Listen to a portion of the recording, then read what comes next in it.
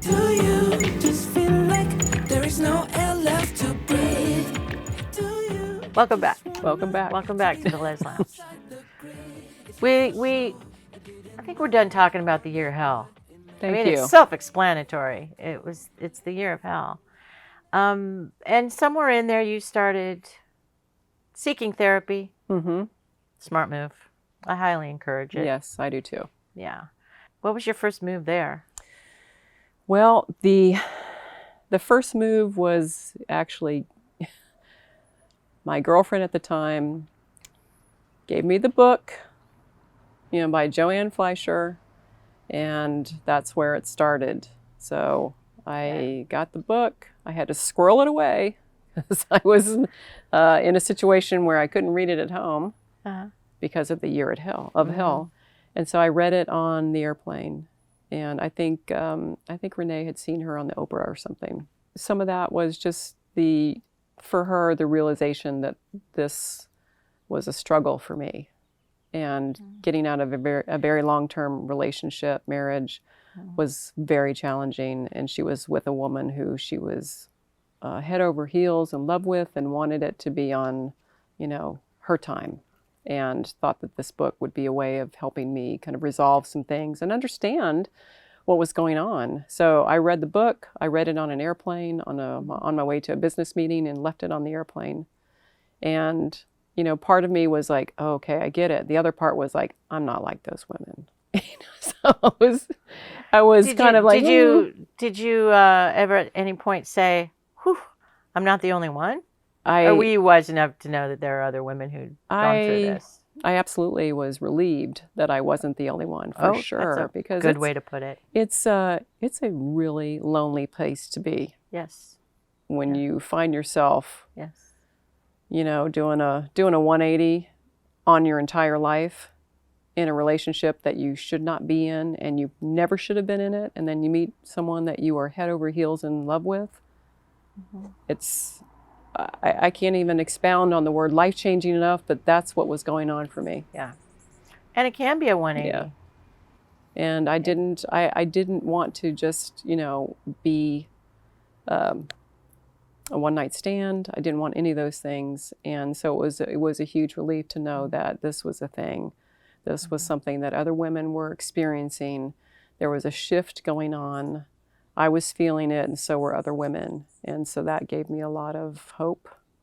And it really helped me on my journey to get out of what I was doing, and not only get out of what I was doing, but to accept who I was, and, and reconcile that.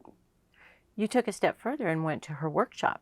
I did, yes. She was having a workshop in Philadelphia, where she's based. So I signed up for that. And it was a whole weekend of just women like me in a room, sitting around a circle with Joanne and other facilitators facilitating this experience. And I remember being in a hotel room in Philadelphia, waiting for the start of that. And, me, I'm a preparedness nut. So of course I'm checking out the building. I'm walking to it in advance. I'm making sure that I'm not going to be late, because I'm not that person. I'm going to be early. Do some recon. I want to scope out who's going in the building. So I did some of that, and I wanted to make sure that I understood how the room was being set up. So I did all of that, pre-work to get prepared for this, to be prepared for this experience. And I think at that point I had already moved out. I'm trying to remember the timeline. It was, I believe I was already out of the house, because my husband was not going to be Still down on with the this. East Coast? Yes. Because you went from the East Coast to the West Coast to the East Coast. Yeah, I was on the East Coast. Yeah, so I was newly out of my house, and very much on my path of, reconciling this situation, and really coming to terms with what was going on in my life, and getting to a point of finding a community. I mean, I had friends at work, but I didn't have anyone that I could share this with. I was absolutely in a shame spiral for most of this period, where I was not out. I was professionally this, and I cannot be professionally that. I needed to stay very compartmentalized. And so it was very challenging to be kind of, you know, living two lives. Cloaked in this secret in a city where I had customers based, in a city where I could see people potentially that I knew. And so it was very stressful, you know, to go through that experience, but also very rewarding to have community, to know and to meet other women going through this. It was really important. Would you say that a majority or minority of the women there found themselves at that time in a new relationship? I think most were in a new relationship for sure, or had still in the middle of it. Still in the middle, or had been dumped and were trying to, you know, get back to the woman or trying to understand who they were. We were all in the room questioning. I think we were all very much desperate in the room for answers and looking for permission to be ourselves. Getting permission from yourself. Absolutely. You know, it's going to be the hardest person to get permission from. Yeah.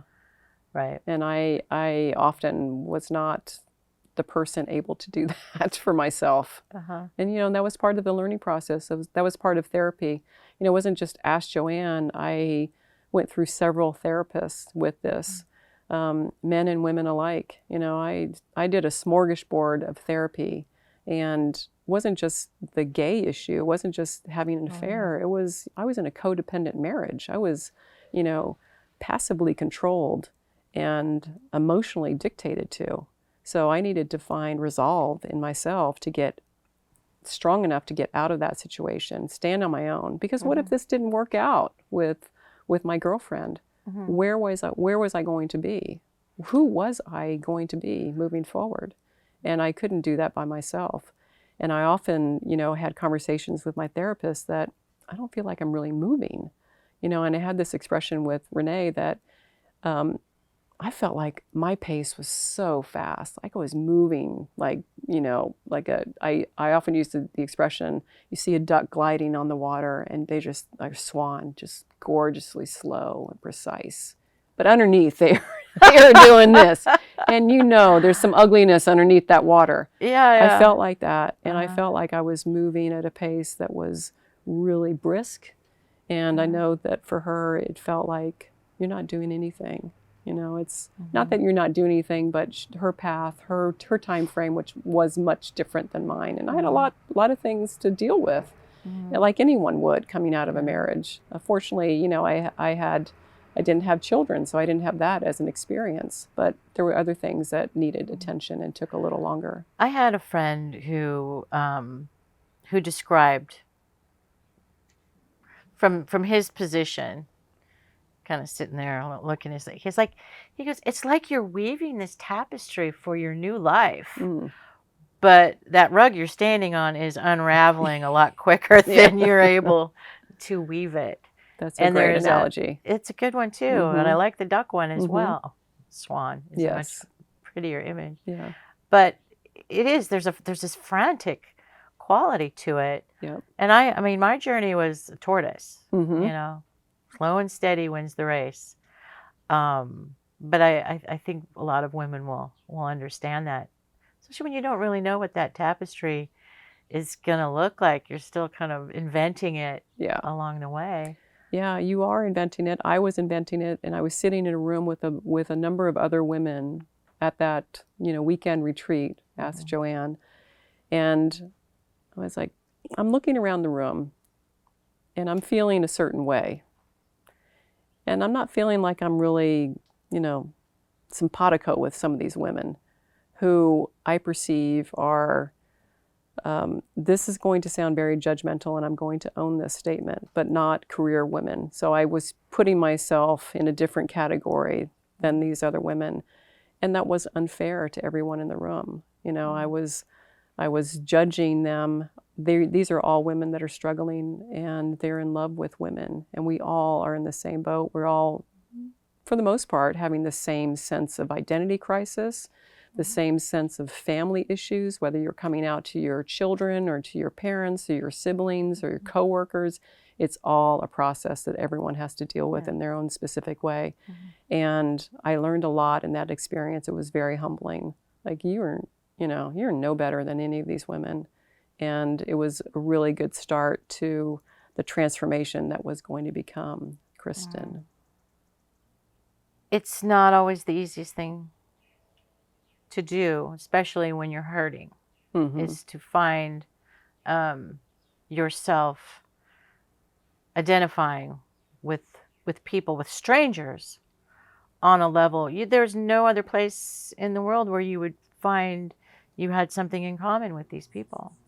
That can be very humbling. Absolutely. Because it's in that moment, it's the most important thing in your life that you have in common with them. It's humbling, and it was very connecting at the same time. Yeah. So we have a saying in sales: you have to check your ego at the door. And I did that. I checked my ego at the door, and I had a very special weekend and a very special connection with many of those women that really helped me springboard into understanding that I'm not alone, and that was really important because I felt very isolated in this. Yeah.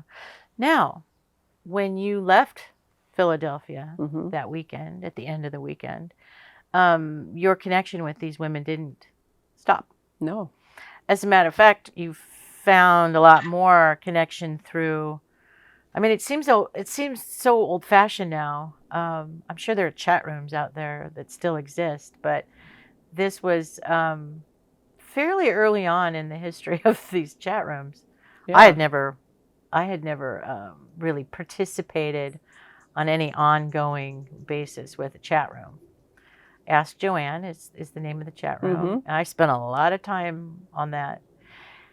And I know you did too, but you're not the only one who got support through that chat room, because Renee did as well. She did. And that chat room was a lifesaver, I think, for both of us. And I used it to express a lot of the things that I was feeling at the time, and the times that we were on a break, because these relationships can tend to be very break up to make up, and we were doing a lot of that.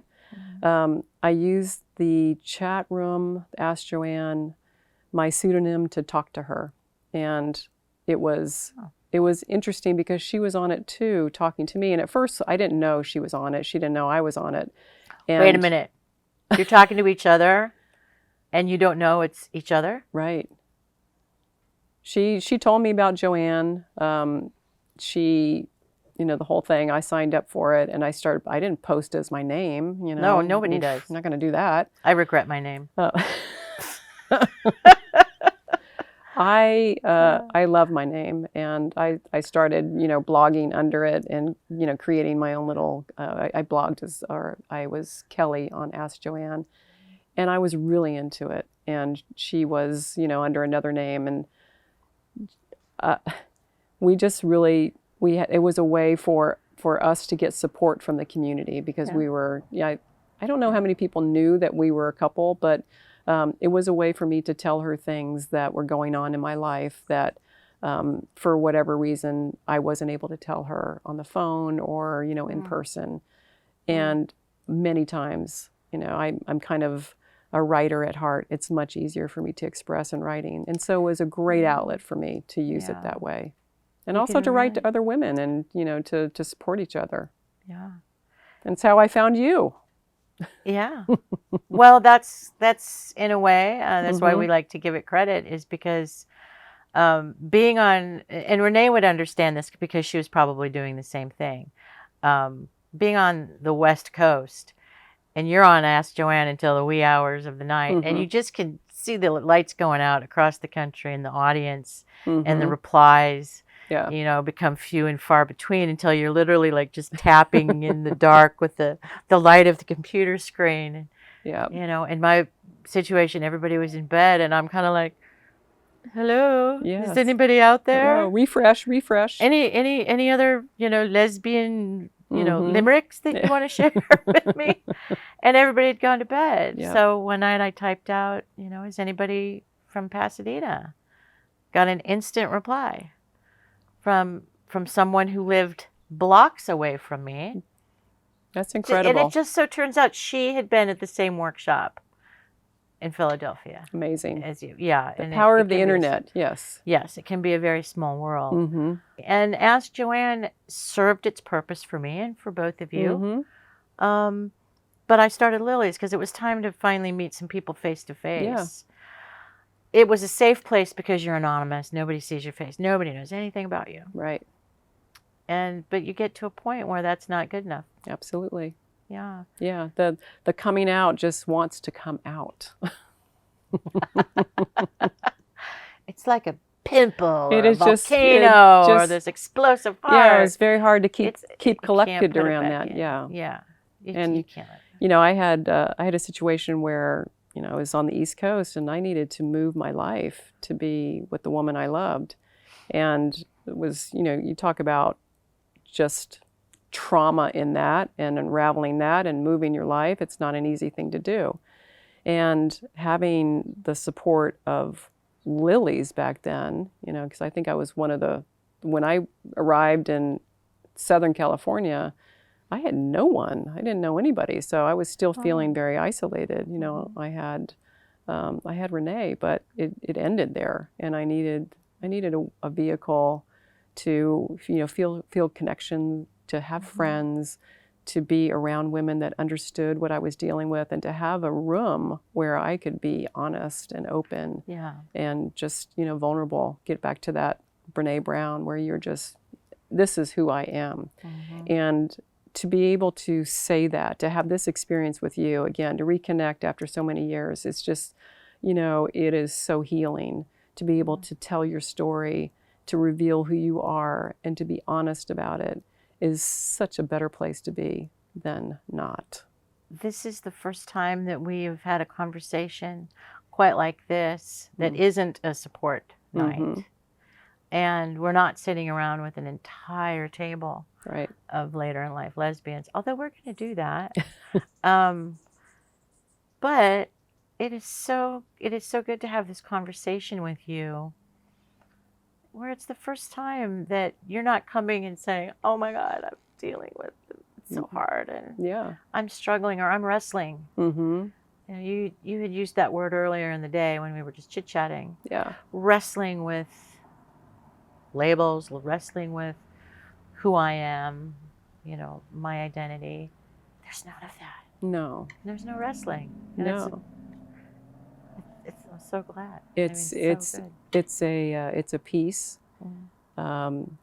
It's a complete, embracement of joy and happiness and love. I'm completely fulfilled in my life, and in the love that I have with my wife. We have a blissful experience, and I am grateful every day for what we've been through together and what we have. And you've landed here. You're in your place, your spot, the right place, that place you dreamed about. Absolutely. Manifested. Yes. But it started 15 plus years ago. Okay. It did. So that's something that's important for the women out there who are who you were there now. It's not going to happen overnight. One relationship might not fix it. Right. You're lucky. Yes. I am lucky. You didn't have to shop around. No. And that's a lucky place to be in. When we were preparing for this interview, you asked me a very interesting question. You asked, is this still going on? Are there still women? Because you're in a place where it doesn't really matter. You're good. You're living the dream. Is this still a thing, Monica? It's still a thing. It is still a thing. Yeah. And we just recently had a gathering in a park. And it's still, we're not quite over this pandemic, so we wanted to keep it safe. Yes, there are still women joining all the time. Yeah. And I think now that we have, a couple of, my journey's been going on for 15 years. It'll be interesting maybe next time to find somebody who's like just dipping their toe in, Yeah. I out loud called Mala a scared little chicken. But she was that first time she came. I don't know if I ever would use scared little chicken to describe you, Kristen, but you may have felt like that anyway. I absolutely felt like that. Yeah. And I wrote a lot about fear and doubt in letters to myself and letters, that I posted on our chat room. And what I've come to know is, for me, fear is not a guidepost for me. Fear, worry, and doubt are not guideposts. And I needed to find a new beacon. And what I really lean into now is joy and happiness and continued belief that I am here to have love in my life. It's my birthright. And there's nothing else that's more important than to have love and experience love every single day, to experience joy, to experience and be grateful for the things that we have in our life, the things that don't cost anything, these hummingbirds that are flying around, the blue sky. It's all so special. And I really needed a way to tap into that. And this experience has given me that ability to live profoundly proud in who I am and love who I am. And that's who I am today. I'm so happy for you. So my gratitude is just like bubbling over. Yeah. Not only for you, but just that we were able to do this. Yeah. It's And, wonderful. It's wonderful to sit here and talk to you like this. Well, I'm proud of my kids and I'm proud of Lily's. I say it's like next to my kids, I'm very proud of this, but I'm plenty proud of what Lily's has become. And I may have started it, but I'm a small part of it. Yeah. But I'm so grateful. Mm-hmm. I'm so grateful that that you are in a place of such gratitude, and we were a part of it. Absolutely. You're a big part of it. Wow. Thank you for being our guest today. Thank you, Monica. Thank you for watching the Les Lounge. And we are going to see you again. Don't know who our guest is going to be. It's going to be hard to top this one. Yeah. I'll drink to that. Me too. Do you just feel like there is no air left to breathe?